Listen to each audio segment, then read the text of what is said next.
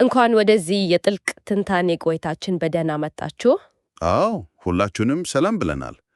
በዛሬው መርሃ ግብራችን በየዕለቱ በሚዘንብበን የመረጃ ብዛት ሳንዋጥ ከተለያዩ መጽሐፍትና ጥናቶች ውስጥ እጅግ ቁልፍ የሆኑ ዕውቀቶችን አጠር አድርገን የምንጨብጥበትን መንገድ ይዘን ቀርበናል። በትክክል።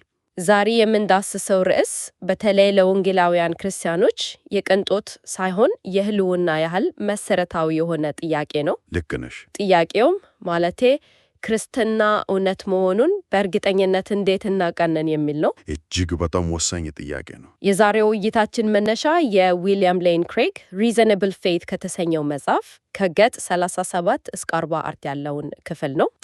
ይህ ክፍል ዘመናዊ የሥነ መለኮት አሳቢያን ይህንን ጥያቄ እንዴት እንደሚመልሱት በሰፊው ያብራራል። እንግዲህ ተልኳችን ታሪካዊ ማስረጃ፣ እምነት እና ምክንያታዊነት በዘመናችን እንዴት እንደሚታረቁ በጥልቀት መመርመር ነው። አዎ፣ ታውቃለህ፣ ይህ ርዕስ በጣም ትኩረት የሚስብ እውነት ነው።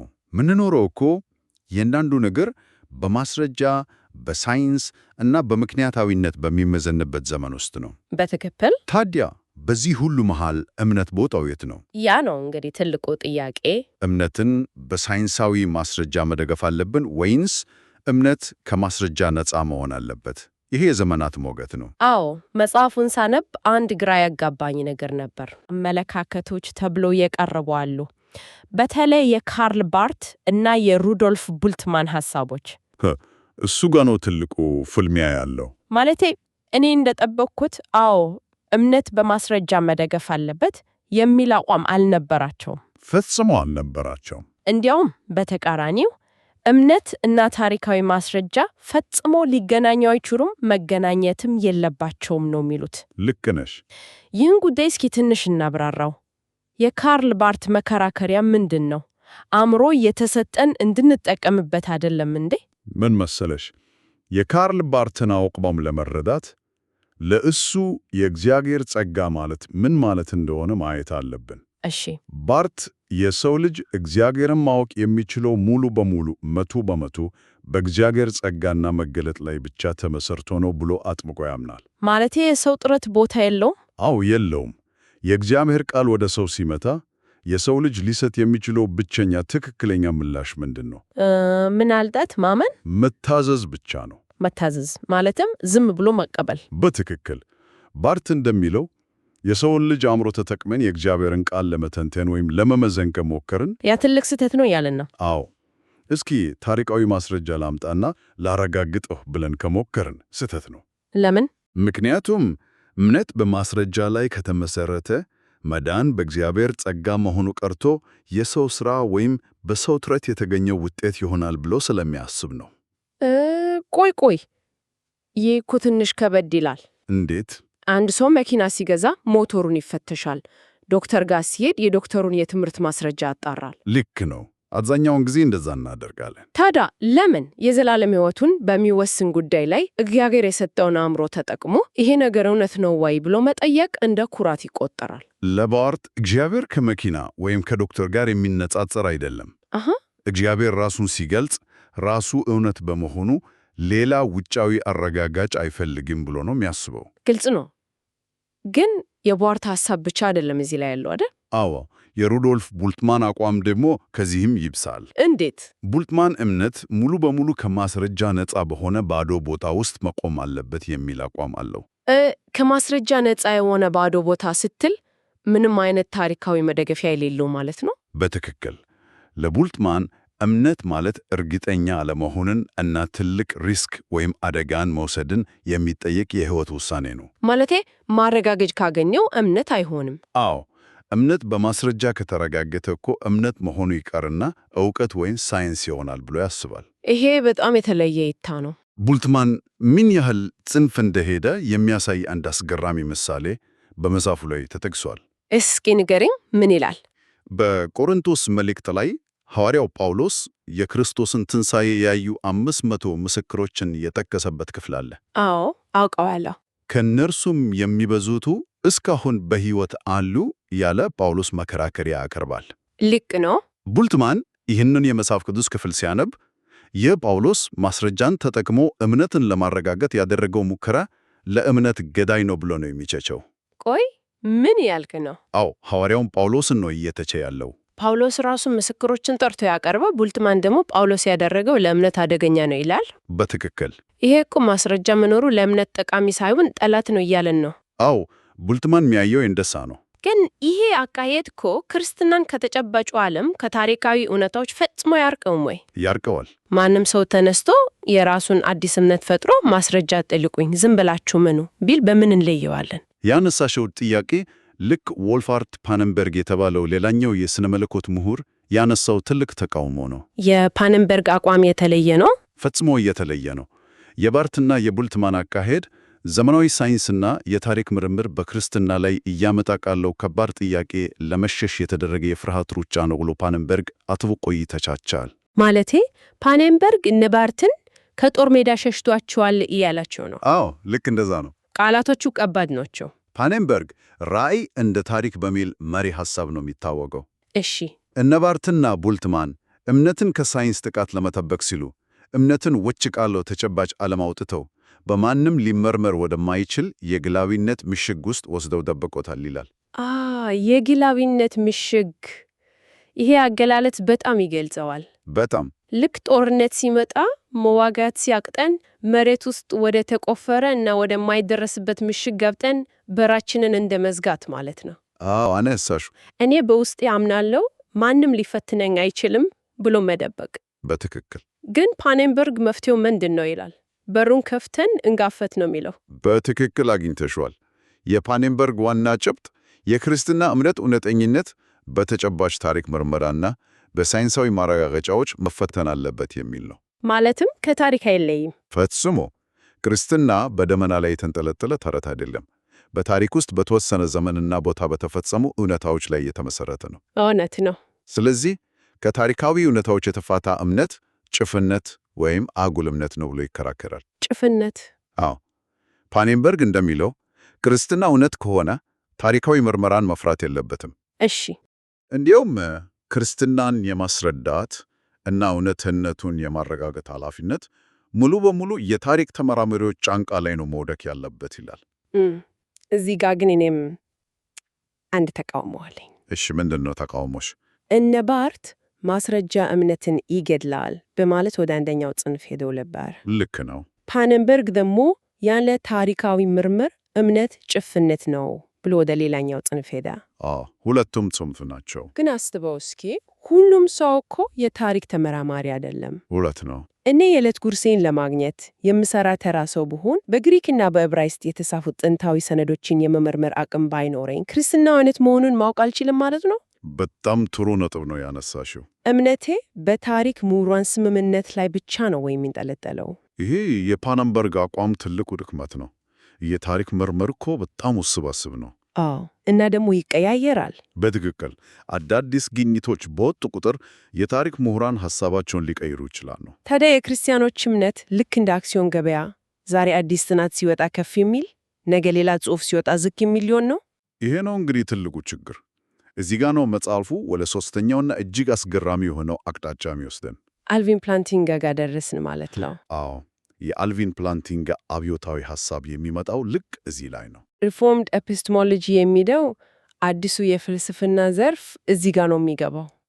ስሙ ራሱ ትንሽ ይከብዳል። ስሙ ይከብዳል፣ ግን ይዞት የመጣው መፍትሄ እውነትም የጨዋታውን ሕግ የሚቀይር ነው። በርግጥ እስኪ ይህን የፕላንቲንጋን ሐሳብ በተለይ ፍልስፍና ለማናጠና ሰዎች አቅልለህ አስረዳኝ። እሺ፣ አንድ ሰው እግዚአብሔርን ለማመን ግድ ማስረጃ ማጥናት አለበት ወይስ የለበትም ነው የሚለው? ፕላንቲንጋ ለዚህ ጥያቄ የሚሰጠው መልስ አጭርና ግልጽ ነው።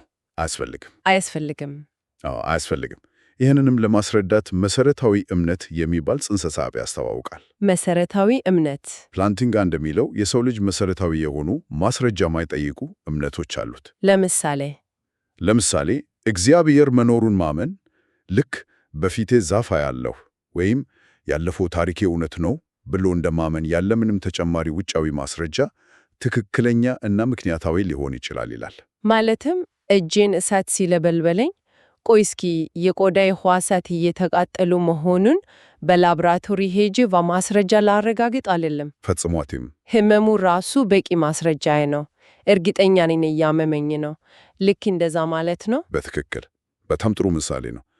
ህመምሽን ለማመን ውጫዊ ማስረጃ አትፈልጊ።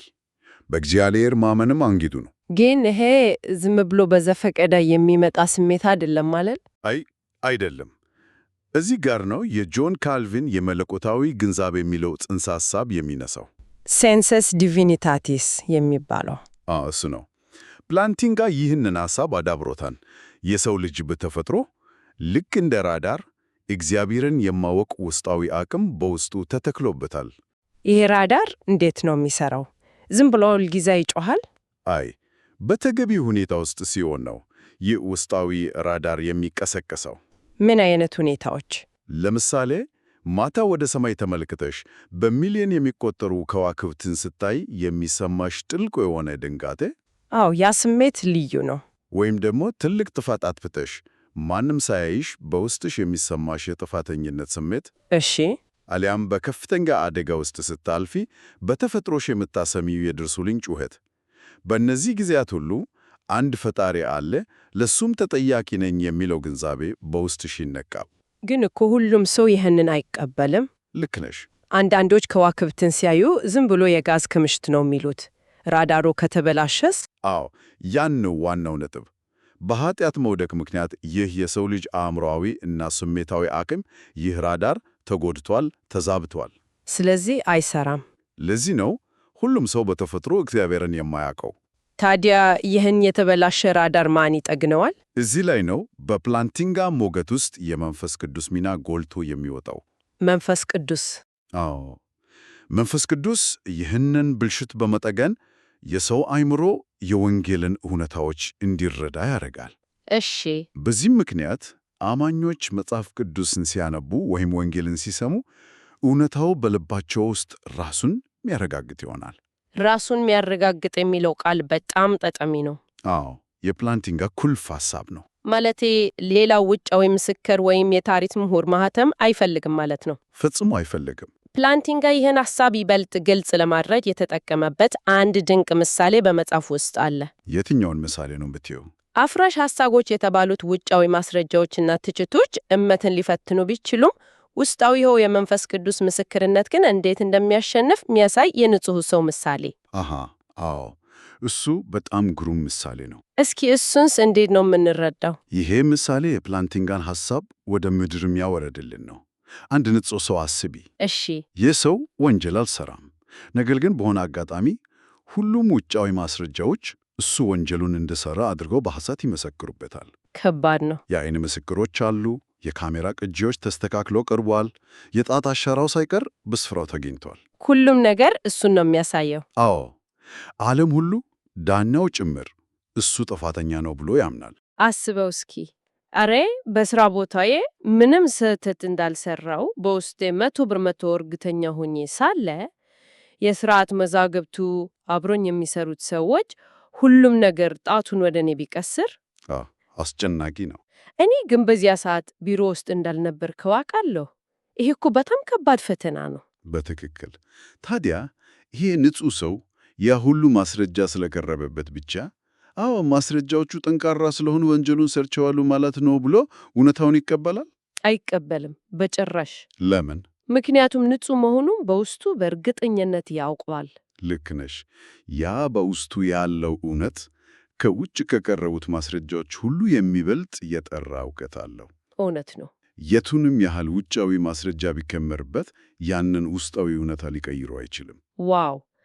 ይህ ማለት ክርስቲያኖችም እንዲሁ ናቸው እያለን ነው። ልክ ነሽ። በተመሳሳይ መልኩ አማኞች በውስጣቸው ያለውን የመንፈስ ቅዱስ ምስክርነት በሚገባ ሲያዳምጡ ይህ ምስክርነት ሌሎች ተቃራኒ የሆኑ ውጫዊ ጥያቄዎችን ውድቅ ያደርጋል። ማለቴ አፍራሽ ማስረጃዎችን በሙሉ ውድቅ ሊያደርግ የሚችል ጠንካራና ተፈጥሯዊ ውስጣዊ መሰረት ይሆናል ይላል ፕላንቲንጋ። ይህ እኮ ትልቅ እፎይታ ነው። አንድ ሰው በመንፈስ ቅዱስ አማካኝነት እግዚአብሔርን በሕይወቱ ካወቀው ነገ ታሪክ ምሁራን የኢየሱስ መቃብር አልባዶም ነበር የሚያሳይ አዲስ ሰነድ አገኘን ቢሉ እንኳ የዛ ሰው እምነት አይናወጡም። ምክንያቱም እምነቱ የተመሰረተው በታሪክ ምሁራን ስምምነት ላይ አይደለም።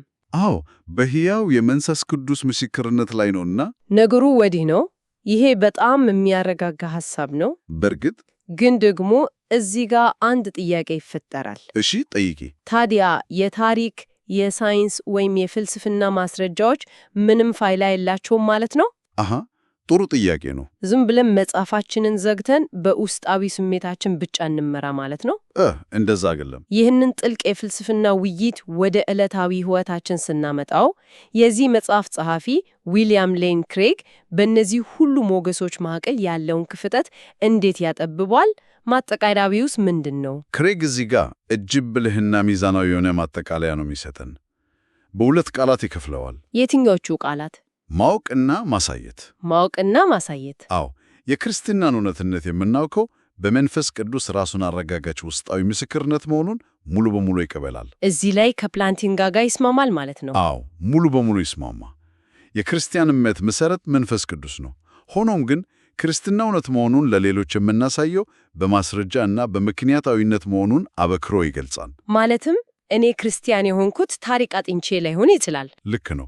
ግን የክርስትናን እውነትነት ለሌሎች ሳካፍል እኔ በውስጤ ስለተሰማኝ እናንተ መመኑ ብዬ ማስገደድ አልችልም። ፈጽሞ አትችይም። ምክንያቱም የኔ ውስጣዊ ስሜት ለሌላው ሰው ማስረጃ ሊሆን አልችልም አይደል? በትክክል አብራራሽው። ለዚህ ነው ክሬግ ማርቲን ሉተር የተጠቀመበትን ድንቅ ንጽጽር የሚያነሳው። የሉተር ንጽጽር? አዎ፣ ሉተር ምክንያታዊነትን በሁለት ከፍሎ ያየዋል፣ አገልጋይ እና ፈራጅ። አገልጋይ እና ፈራጅ። አዎ፣ ምክንያታዊነት የእምነት አገልጋይ መሆን አለበት። ይህ ማለት መጽሐፍ ቅዱስን ለመረዳት፣ እምነታችንን ለሌሎች ለማስረዳት አእምሯችንን እንጠቀማለን። እሺ። ነገር ግን ምክንያታዊነት ወንጌል ላይ ተቀምጦ ውሳኔ የሚሰጥ ፈራጅ ወይም ዳኛ መሆን የለበትም። የእግዚአብሔር ቃል በአእምሯችን ጠባብ ፍርድ ቤት ቀርቦ አይፈረድበት። ይህ እኮ እንቆቅልሹን ፈታው። አዎ፣ በጣም ግልጽ ያደርገዋል። ማስረጃዎች የእምነት ብቸኛ መሰረት ባይሆኑም ለእምነታችን ተጨማሪ ድጋፍ ይሰጣሉ። ልክ ነሽ። ልክ ሱሪ እንዳይወድቅ ቀረቶ እንደምናስረው፣ ግን ደግሞ ለበለጠ ጥንቃቄ ተጨማሪ ማንጠልጠያ እንደምንጠቀመው ማለት ነው። አዎ፣ ግሩም ምሳሌ ነው። ውስጣዊው የመንፈስ ቅዱስ ምስክርነት ቀበቷችን ነው።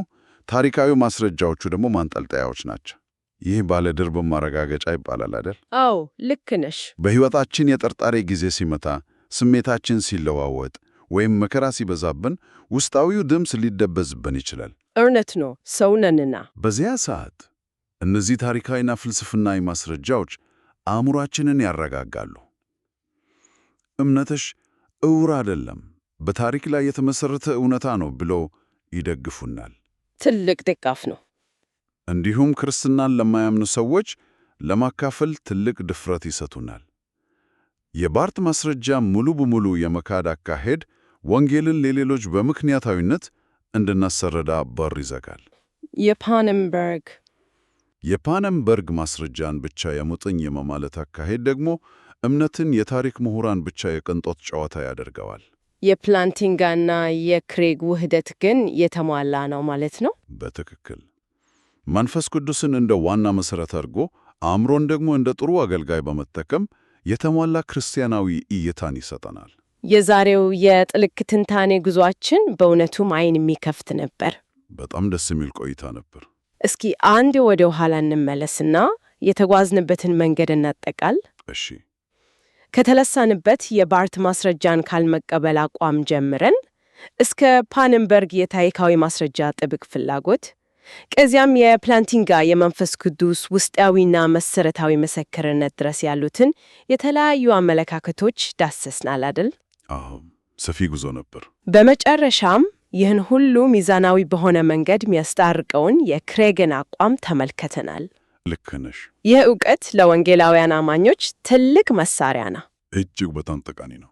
በመረጃ ብዛት እና በሳይንሳዊ ትችቶች መሃል ስናልፍ ጥያቄዎችን ሳንፈራ በውስጣዊ የመንፈስ ቅዱስ ምስክርነት እና ባሉት ጠንካራ ታሪካዊ ማስረጃዎች ተደግፈን እምነታችንን በድፍረት መያዝ እንደምንችል ያሳየናል። እውነት ነው። እምነታችንን በጥልቀት መረዳታችን ፍርሃትን ያስወግዳል።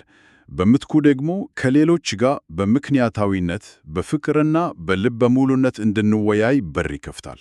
እንግዲህ የዝግጅታችን ማጠቃለያ ላይ ደርሰናል። አዎ፣ ጊዜው ሄዷል። ነገር ግን አድማጮቻችን ከዚህ ቆይታ በኋላ በራሳቸው ጊዜ በጥልቀት እንዲያስቡበት አንድ አዲስ አነቃቂ ጥያቄ ትተንላቸው ማለፍ እንወዳለን። ምንድነው ጥያቄው? ውይይታችን መንፈስ ቅዱስ ለአማኞች ራስን የሚያረጋግጥ ውስጣዊ ምስክርነት እንደሚሰጥ አሳይቶናል። አዎ። ነገር ግን ነገሩ ወዲህ ነው። ገና እግዚአብሔርን መፈለግ ለጀመረ እና ታሪካዊ ማስረጃዎችን ገና ላላጠና ማለቴ አማኝ ላልሆነ ሰው ይህ የመንፈስ ቅዱስ ምስክርነት እንዴት ይሰራል?